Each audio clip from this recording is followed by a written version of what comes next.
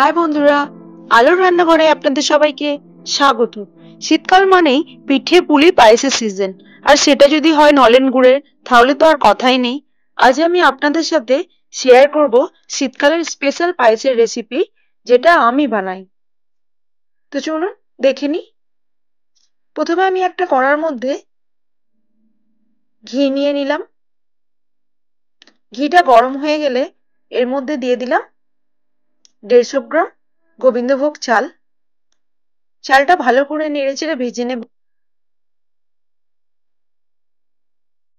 চালটা ভেজে নিচ্ছি, এমন ভাবেই ভেজে নেব যাতে চালটা লাল না হয়, কিন্তু ভাজা হবে। আমি এটা 2 থেকে 3 মিনিট মতো চালটা ভেজে নিয়েছি। আর মনে রাখতে হবে, এটা কিন্তু হাই আঁচে করলে হবে না, লো টু মিডিয়াম আঁচে চালটা ভেজে নিতে হবে। চালটা এই ঘিয়ের সাথে ভাজা হলে একটা সুন্দর গন্ধ বেরোয়। চালটা ভাজা হয়ে গেছে, এবার এর মধ্যে দিয়ে দিচ্ছি দুধ। আমি এখানে 2 লিটার দুধ নিয়েছি, চালটার সাথে মিক্স করে দিলাম। এর মধ্যে দিয়ে দিলাম এলাচ,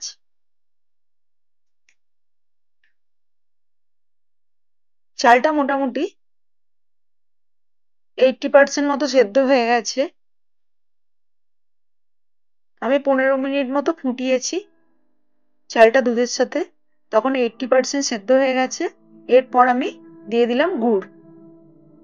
এখানে মাপগুলো কিন্তু খুব ইম্পর্টেন্ট। আমি এখানে 150 গ্রাম চালের জন্য 2 লিটার দুধ ইউজ করেছি। এই মাপ অনুযায়ী করলে কিন্তু দুর্দান্ত খেতে হয়। এবারে এর মধ্যে দিয়ে দিলাম কাজু কিশমিশ, আবারও নেড়ে নিলাম।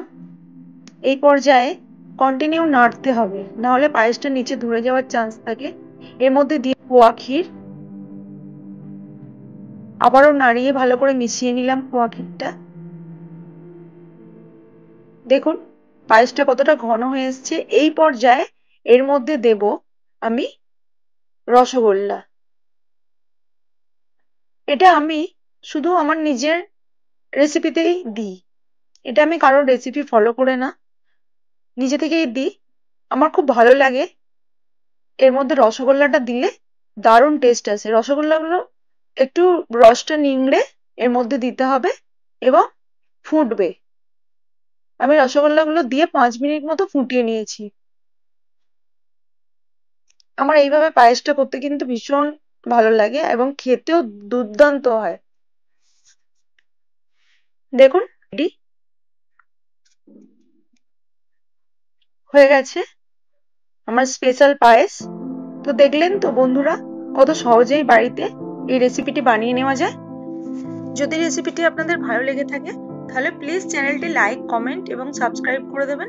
আজ এই পর্যন্তই, দেখা হচ্ছে পরবর্তী কোনো ভিডিওতে। ততক্ষণ টাটা, ভালো থাকবেন, সুস্থ থাকবেন।